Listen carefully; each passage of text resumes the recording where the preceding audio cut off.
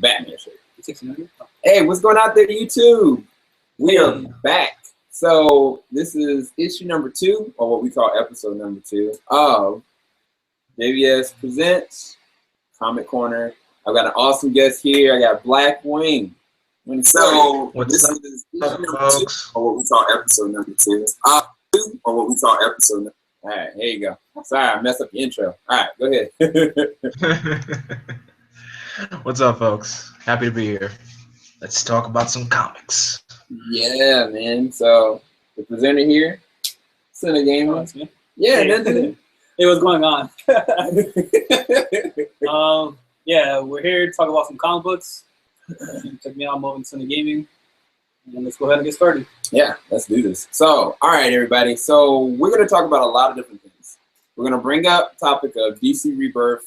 The elevation is not technically rebooting anything, but it's extending the comics. Matter of fact, I think Superman and Batman, they're continuing on from where they left off as far as the numbering standpoint. But everything else is going to be kind of like the Flash Rebirth in the sense of just rebooting how they're going to extend the rest of their characters. And so that's really interesting.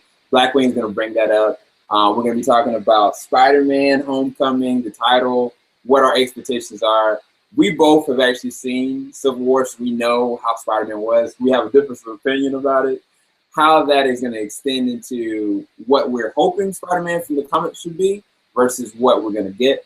And then we're going to talk in general, because next week is going to be Civil War, which we're not going to bring up any spoilers here. We promise. All we're going to talk about is some great things that are coming and some things we're worried about.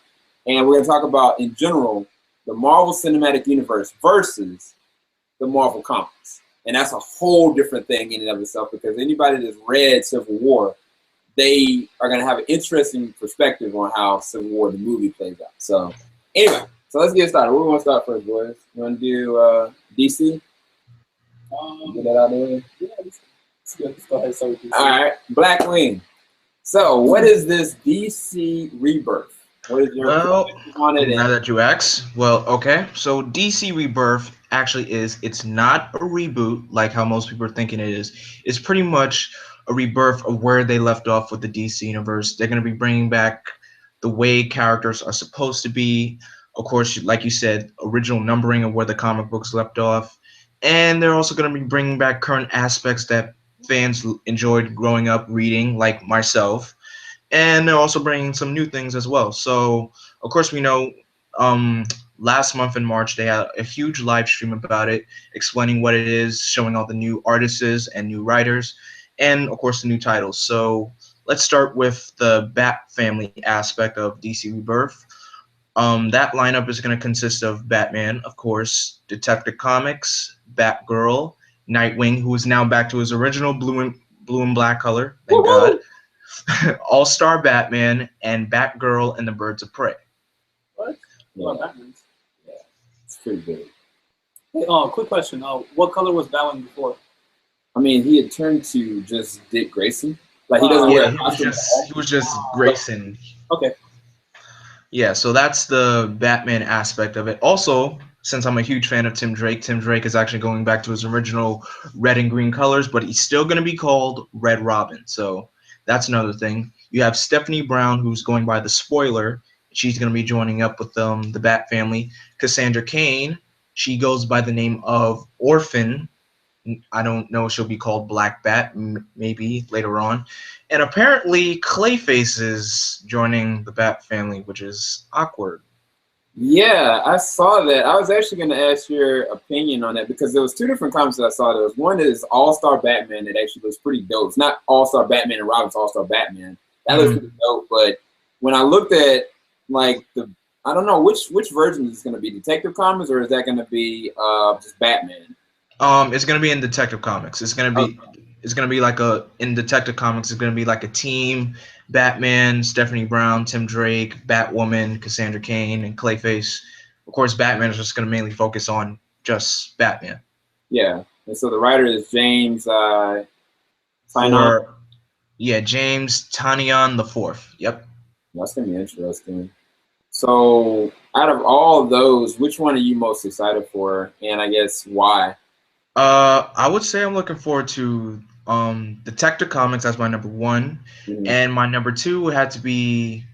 This is between Nightwing and All Star Batman because Tim Drake in the New 52, they really, really destroyed his character. I mean, of course, they got the detective aspect down perfectly, but the only thing that they were missing they missed his cunning, and plus, I did not like that Falcon copycat suit that they made for him. It was just bad for him. Yeah.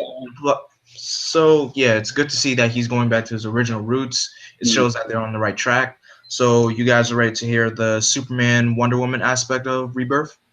Yeah, I mean, you can go into Superman, Wonder Woman. I mean, me personally, I think All-Star Batman is one of the ones I'm most excited for, is just because the way they have the stylization of the actual villains. I thought that looked presentably well. I would love that some Jim Lee kind of stuff, but it is what it is. I'm down for whatever they got coming. So we can go ahead and go into, I guess, Wonder Woman and Superman action comic. All right. So for the Superman family aspect, you have, of course, Action Comics. You have, of course, Superman and Wonder Woman. Now you also have a new title called New Superman, which focuses on a Chinese teenager named Kenan Kong who gains portions of Superman's powers. So pretty much he's like the Superman of China, as you would say. And yes, it sounds pretty good. And as for the rest of the titles, you have Superwoman, which is going to be focusing on Lois Lane, Supergirl, and you have Trinity, which is going to focus on, of course, the main Trinity, Superman, Batman, and Wonder Woman. Superwoman is Lois Lane? Well, in pre-52, Superwoman was actually Lois's sister, Lucy Lane. But I don't know where they're going with this one. So if they probably make, Lois have powers in this comic, then I think that would be amazing. That would be good. Yeah, it's gonna be interesting to see how they end up doing that. That sounds kind of insane. Definitely. Sorry, I was talking to somebody in the chat. They were like asking to bring up about Walking Dead comics.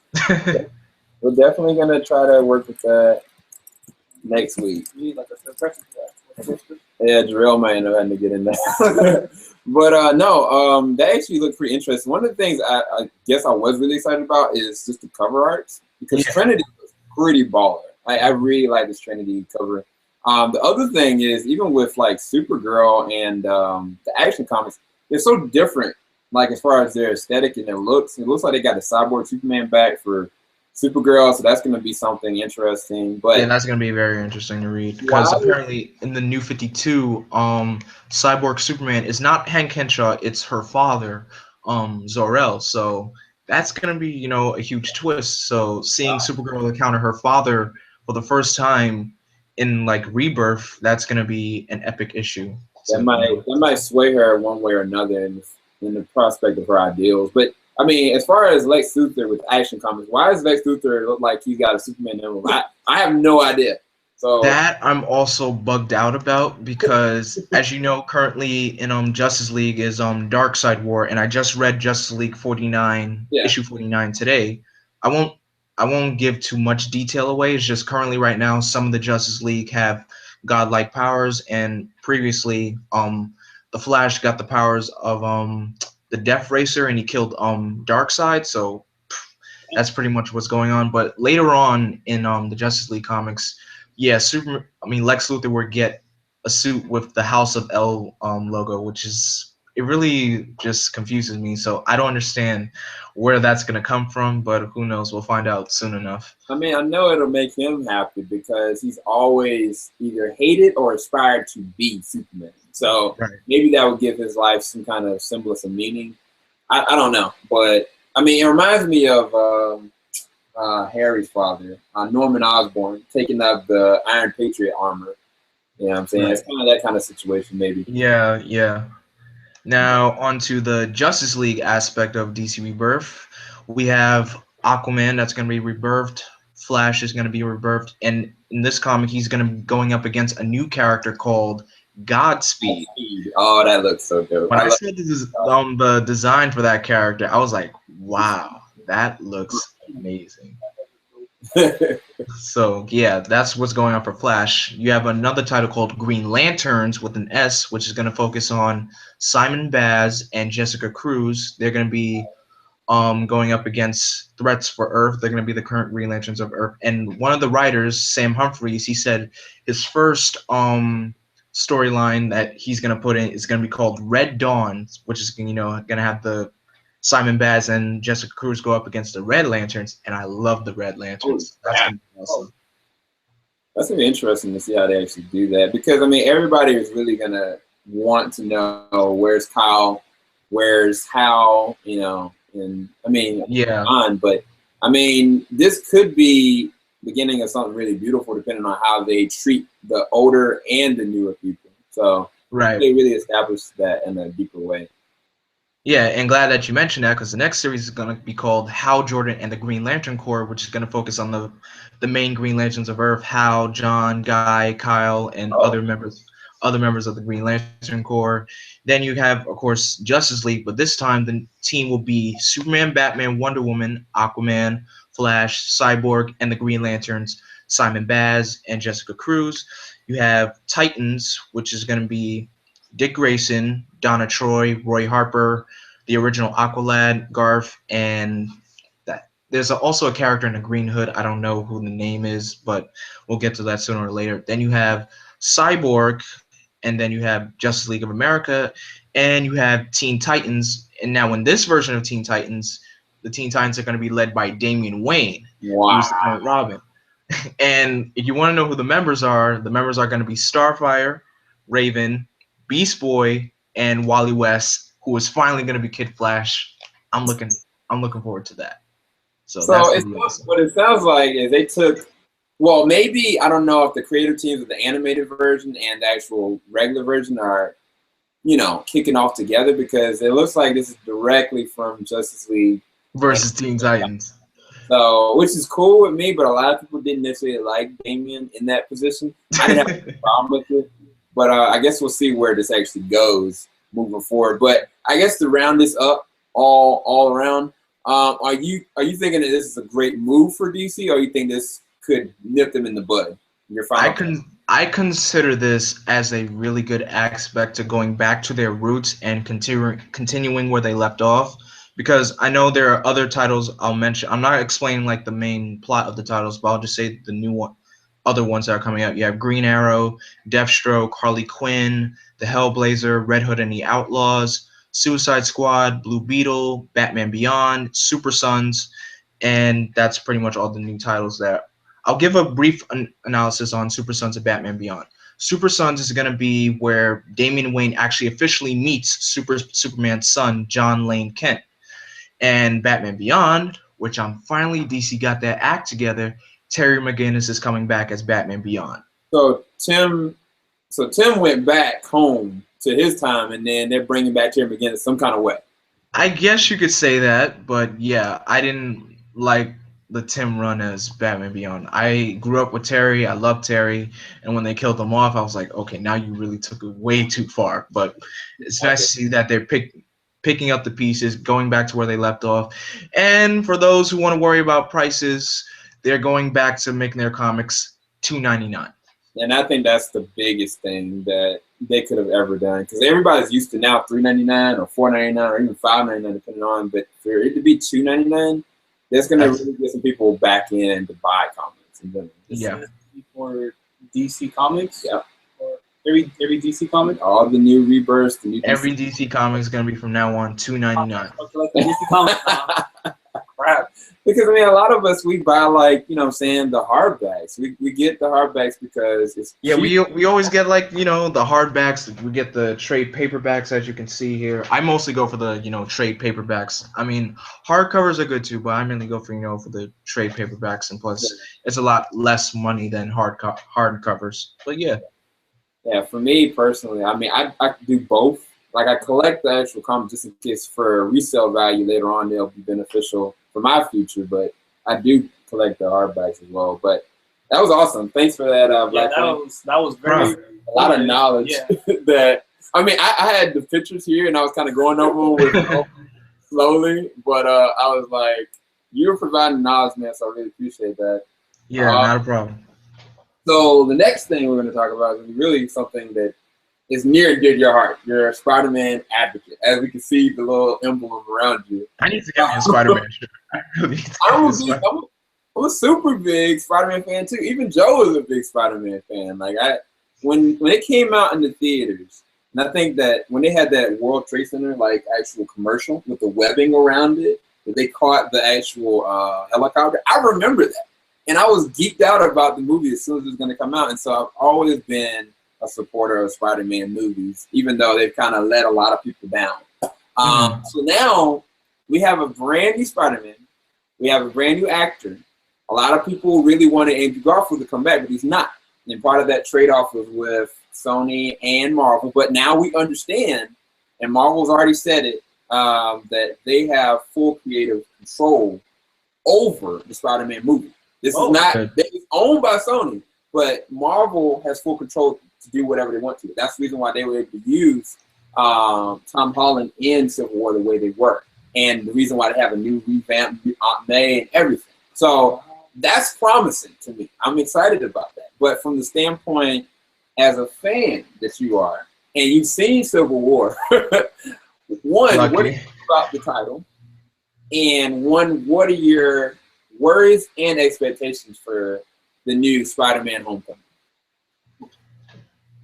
Wait, Spider-Man Homecoming. Looking at the title from the image you showed me, yeah, I think the title looks kind of boring. It doesn't look too appealing to me. Yeah. I mean, honestly, it sounds like a boring title. I mean, I always need to keep it 100. Yeah. No, I mean, be honest. There's nothing exciting about that. What am I worried about with the new Spider-Man? I'm hoping that they don't start it and then reboot it and then we got to start all over again. I'm honestly kind of yeah. And I was really disappointed that they rebooted Andrew Garfield. Yeah. Because they had a couple of movies coming on in that same universe that I was really interested in. Now we got to start all over again. So yeah. I'm a little bit disappointed about that. The new Spider-Man, what looks promising. Well, he's like 18 years old or 16, however old he is. So yeah. He's 19. He's 19. That's the comic book age. Hopefully, we're able to keep this guy for like, I don't know, 10 years, five movies. So I guess that aspect of it is pretty promising. Yeah. It gives me hope that they might keep him around for 3-4 movies. Yeah. So, yeah. In Civil War, I mean, I'm not going to give anything away, but I'm not going to say it. All right, I can say something about it because we both seen it. Anybody that's watching, I'm not going to spoil anything. But if you know how Spider-Man talks, trash, I mean, like, it just dogs people in the way that of acrobatics and strength, that's what Spider-Man we're going to get to see in the movies. And that in and of itself is promising and great. But to see a timid Peter Parker just be so disjointed and relatability, there's an interesting conversation that he has with one of the members of the Avengers. Okay? That's all I can really say. And I think that Tom Holland plays that really well. Now, the other thing about Spider-Man Homecoming, I don't know if you knew, is that they were trying to get the Vulture to be one of the main villains. Okay? They were gonna get Michael Keaton, the original Batman, the Birdman, to play the Vulture, right? This was already a set and lock kind of thing. But just last week, we got the understanding that Robert Downey Jr. is going to be coming into the movie. What? So Tony Stark is going to be showing up into Spider-Man Homecoming. And since that news happened, Michael Keaton went up. Damn. And I think it was a really thing, personally. Damn. I think it would have been great to have the Vulture be the one, because he's one of the first. No, he is the first villain of Spider-Man. And I mean, he would have played that role perfectly. I mean, I don't know. I'm sad about that person. He really would have. I want Robert Downey Jr. to take the realms, even though he's one of the more like he is Tony Stark. Don't get me wrong, but this is Spider-Man's movie. Yeah, you can't have Tony Stark in there. I mean, I would rather have the people from the Netflix series show up in like Jessica Jones or Daredevil, and this guy's like trying to help out, and there's defenders already there. They're like, dude, we don't really need you, you know? And I mean, I think that would have been more crazy and awesome than to spend a lot of money bringing in Robert Downey Jr. That's just my personal perspective on it. Right. I don't know. I think with them bringing Tony Stark, they want to try to make sure that this movie is as successful as it could possibly be. Yeah. And I think they don't want to take a chance of bringing in Vulture. So bringing Tony Stark's. It is what it is.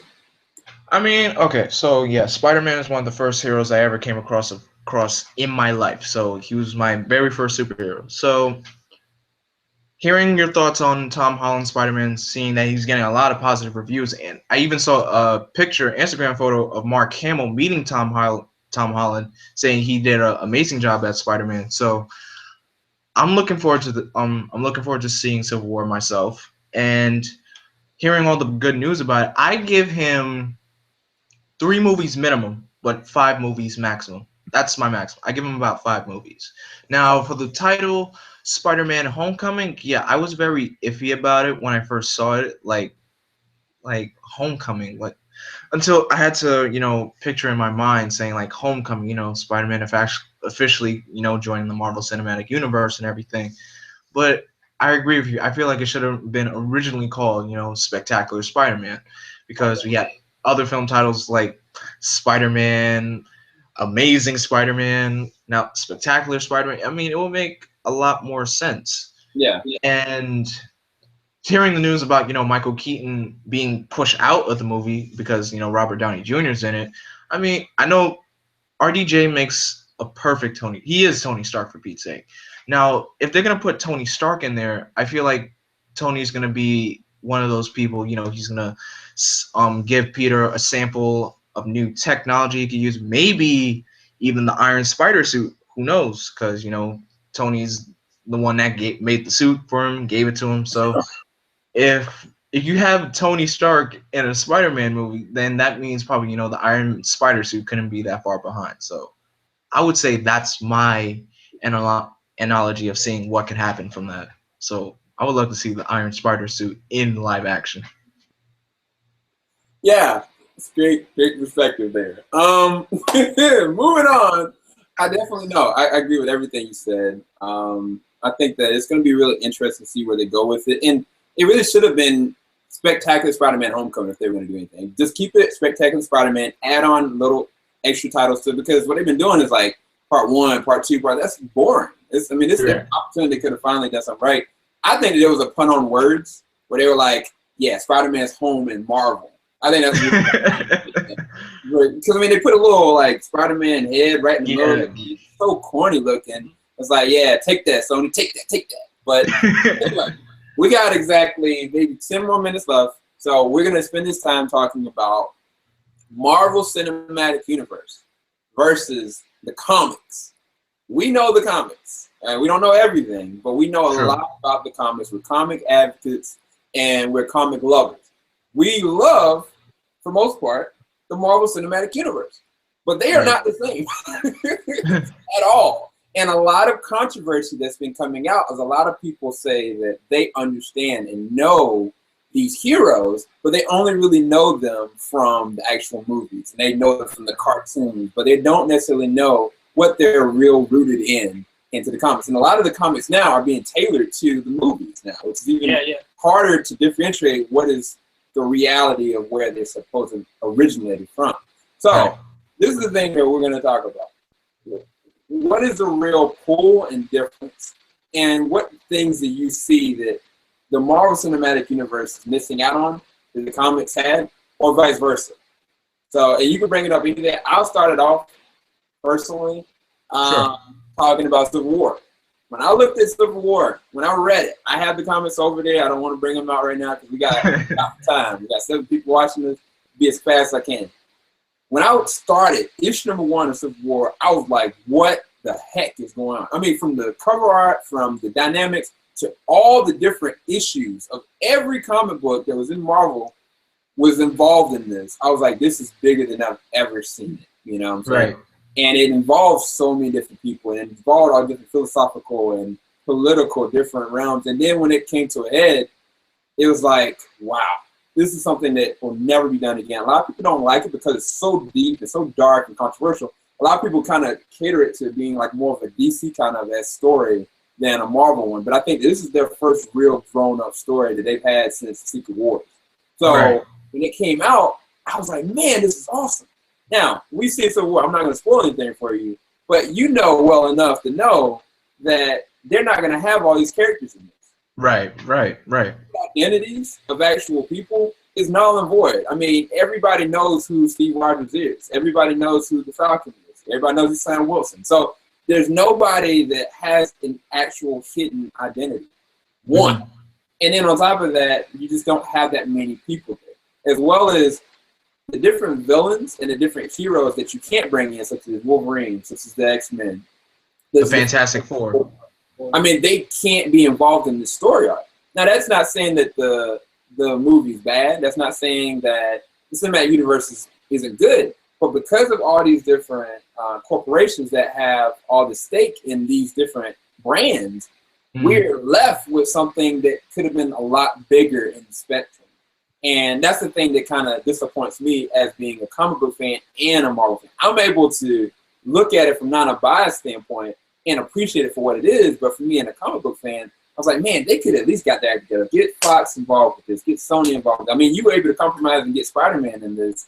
Why couldn't, before they made this Fantastic Four movie, like, look, Fox, let's work on this. You know what I'm saying? And it's like now it seems like they're trying to get Deadpool and they're trying to get all these other kind of characters in. And I think that Civil War shouldn't have just been a Captain America movie. This should have been an Avengers movie. Right. Because that's what a lot of people were saying. Like, this film feels like, I mean, before the film came out, people were seeing the trailers and everything. It was like, this is not really a Captain America movie. This is a Civil War. I mean, this is like an Avengers movie. And for me, I read Civil War twice, like recently, just past times. I read it the first time, I enjoyed it, and then I read the second time, you know, just to get me hyped for the movie. So yeah, I agree with what you're saying, because a lot of characters are involved in Civil War. The Avengers are involved, Fantastic Four, the X-Men, Namor, so many characters in the Marvel universe that are in there, but of course they're limited characters, which is understandable because, you know, certain rights and everything. What I would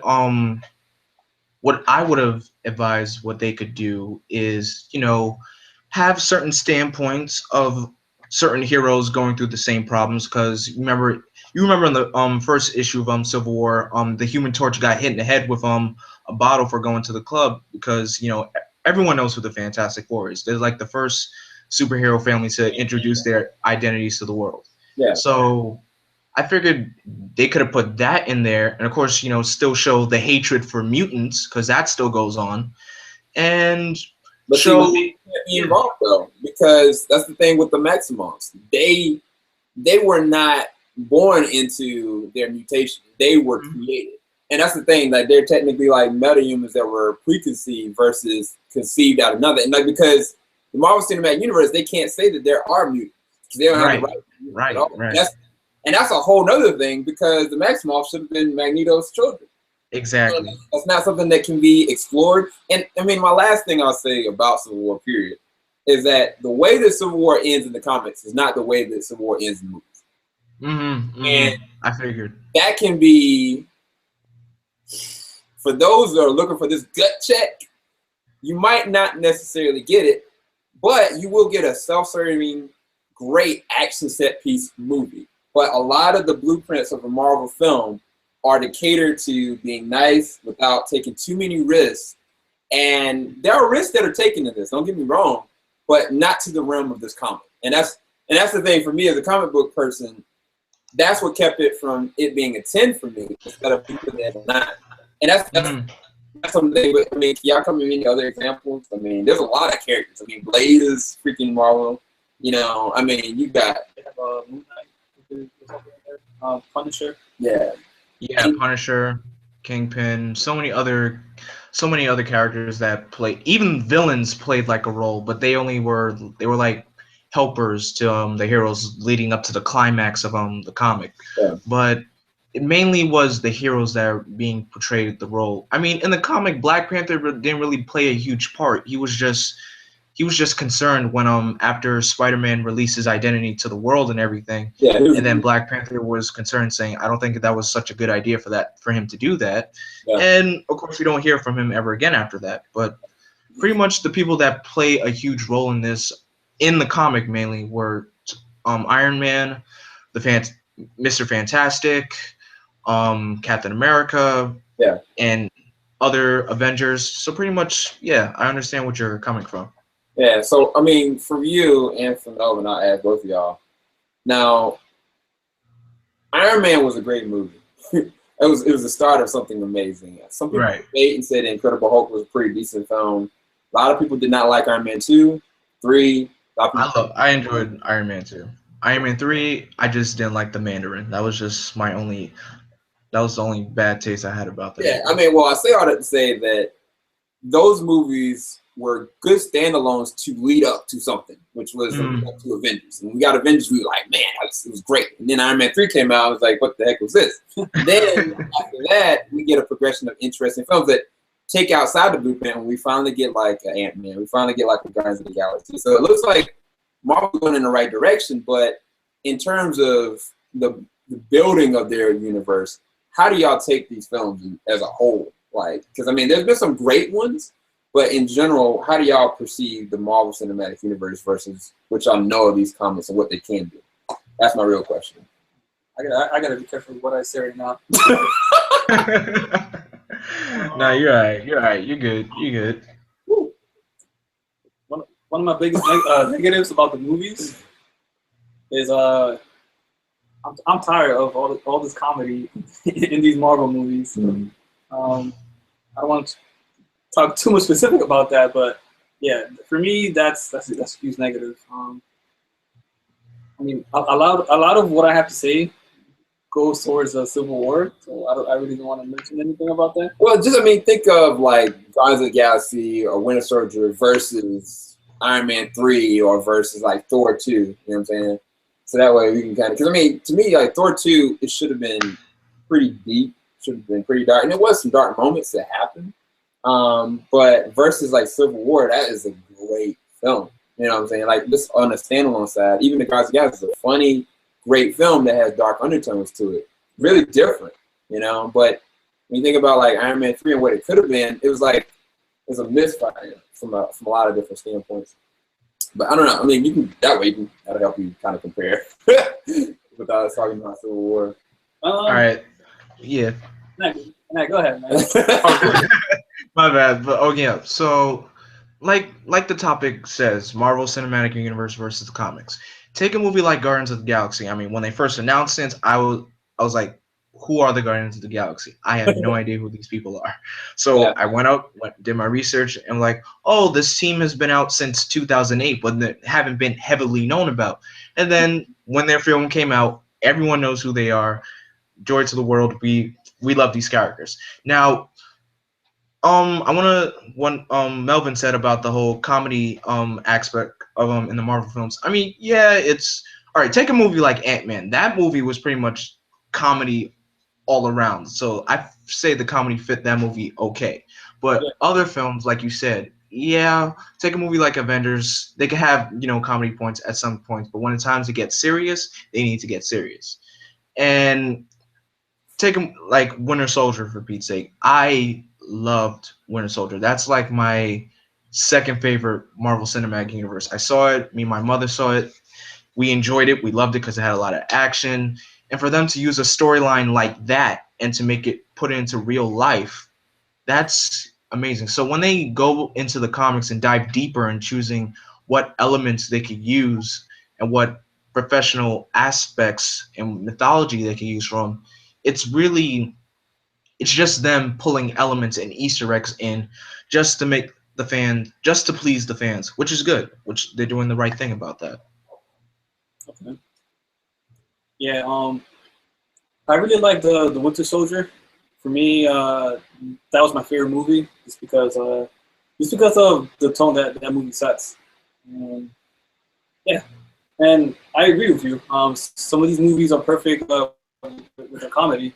Ant-Man and Guardians of the Galaxy, they just flow really, really well. It was easy to watch those movies, so I really enjoyed those movies. But yeah, the Marvel Cinematic Universe, it introduces these characters to us that most of us don't even know. Like you mentioned about the Guardians of the Galaxy, I didn't know who they were either until I heard about the movie. Right. So yeah, that's that. Yeah, it's really interesting, and we don't want to bide our times too long. But I mean, I think these are topics that people don't really bring up because, like I said, they see the movies.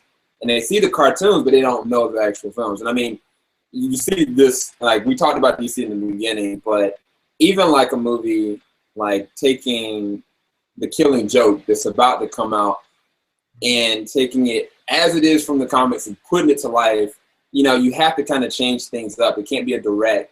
But at the same time, the same thing with like The Watchmen, which wasn't well received because it was so much like that. But it plays to the fans. And I think that from a corporate standpoint, and from a Disney standpoint, from a Marvel standpoint, they tailor it so people can be able to digest it easier. But it doesn't necessarily cater to the fan base that are the comic fans. They're trying to touch everybody. But I think that there's a direct way that they can do that without pulling corners or making feel like, all right, why you got to spoon feed me everything? And I mean, there's certain things that happen with that in Civil War. But even like when I think about Age of Ultron, I thought that the concept of Age of Ultron was going to be so awesome because Ultron is not somebody you can stop, period. Right. And to have James Spader as an amazing actor as he is, spoiler alert, his character dies. And he shouldn't have. There should have been no reason or realm or possibility, even if they added Hank Pym in it and, made the story out the way it should have been from the comics, that's fine.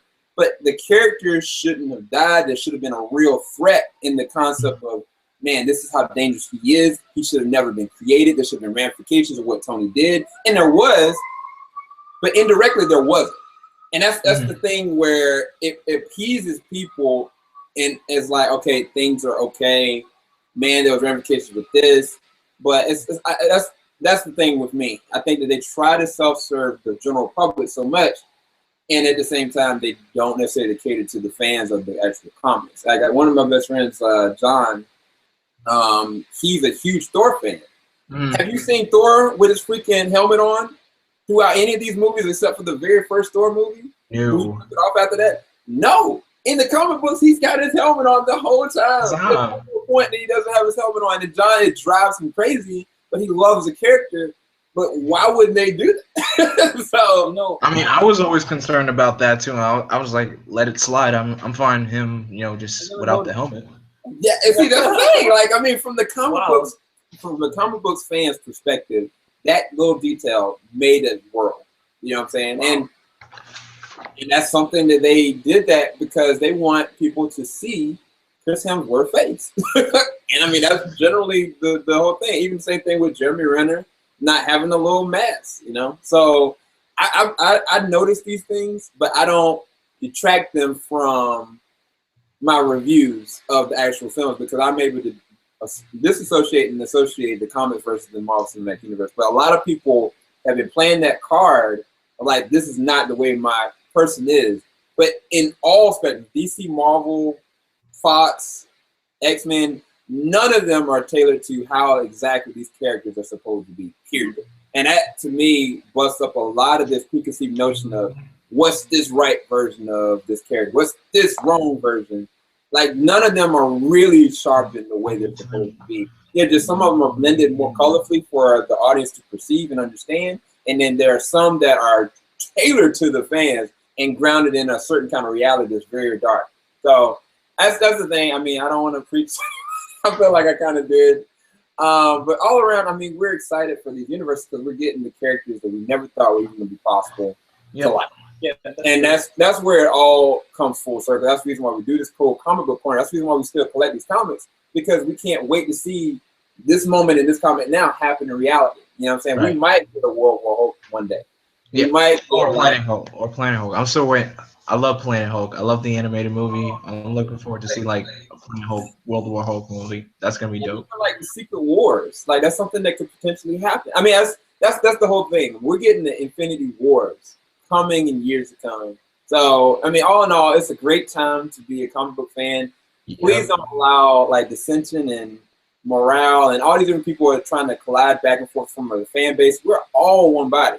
If you are the kind of person that are trying to bash this, if you're the kind of person that's talking and cater to this, you know what I'm saying, just be proud that we're getting these characters, period. All in all. And with one, each one teach one. And that's Marvel, DC, whatever. Image Comics.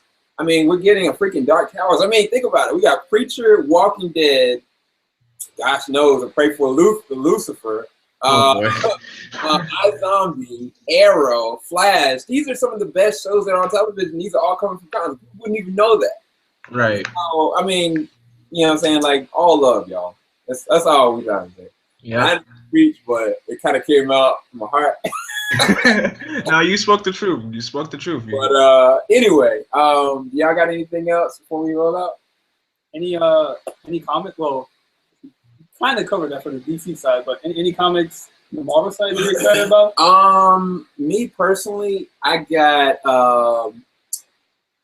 Captain America Steve Rogers is coming up really soon, and I can't wait for that. End of the month. Black Panther #2, I can't wait for that. The next, what is the next big thing that's actually coming up? Civil War 2. Oh my God! I'm so sorry. That's coming out in May, right? I thought. Oh my God! When you mentioned Civil War, I thought you were gonna get to that. But I was like, dude, let me leave him alone. I started preaching. Civil War 2, baby. That's why I'm reading Captain Marvel. Captain Marvel versus Iron Man. And everything is going between that. Even like She-Hulk is gonna be involved in it. I don't know if Hulk's gonna be involved at all. But Deadpool's gonna be involved in it, which is a surprise. Yeah, but that's gonna be one of the biggest things that's coming up. Now, I think that they chose that story arc to cater off and piggyback off everybody looking at Civil War. Yeah. Of course. And what it could shoot them in the foot because people are gonna look at the comic book of Civil War, original one. Like, oh, yes. And now you're gonna get this trash. It's not trash. It's an awesome movie. But they're gonna have like #2 that's about to come out, and so people are gonna be really curious. So I that's great. I mean, what are your aspirations for Civil War 2? What do you want from our closing thoughts? So all. I don't know too much about it, so I'm gonna because now we got 2 Spider-Man. Yeah, we got a new Wolverine. We got an old Wolverine. we got characters. New Hulk. We got a new Hulk. Yeah, so I'm trying to catch up and like try to know as many of these new characters as I can. Yeah. So once the Civil War 2 comes out, I'm kind of prepared and kind of know the characters. Yeah. But yeah, it's pretty interesting. It's a lot of characters. I'll tell you that much. Yeah. So look out for Civil War 2. Yep, be ready. June 2016 is gonna blow out. Yeah, it's gonna be crazy. So if y'all are comic book collectors like we are, make sure you go to the comic book store. Make sure you put those comics on hold if you can. And Steve Rogers, Captain America, it comes out at the end of May. So if you guys want to start collecting comics, I think that's a great time to start. Yeah. And for DC Rebirth, the 80-page issue that's premieres in May 25th, so you guys can save the date for that too. I like this. I got Marvel and DC working together. I mean, we can see how we co-connect with it. I like DC, but Marvel I can't read both. I'll go crazy. I'm already going crazy trying to read Marvel comics. See, I'm reading both, and you see I'm halfway. So I'm glad that Jonathan's here to give me some knowledge of DC because I love DC. I love the Batman movies. Yeah. I just can't read DC comics. Yeah. So I'm trying to get this man onto these babies pretty soon. He got to read this. This is his homework coming up because book #3 is out, everybody. If you don't know, that DK Master Race, I'm just playing. All right, y'all. So this was fun. I got to get ready to do something totally different here, The Walking Dead with the Rails. So definitely go to the description bar below. Check out CinnaGaming's channel. Check out Blackwing 2040 in the description bar below as well. We'll be back sometime. I don't know when, but we will be back, and we will try to be more consistent with y'all. Thanks for all the love, and leave a like below if you enjoyed this. Keep it locked. JVS, we ain't gonna stop. CinnaGaming, Blackwing 2040. Subscribe to these dudes. They're awesome. Later, y'all.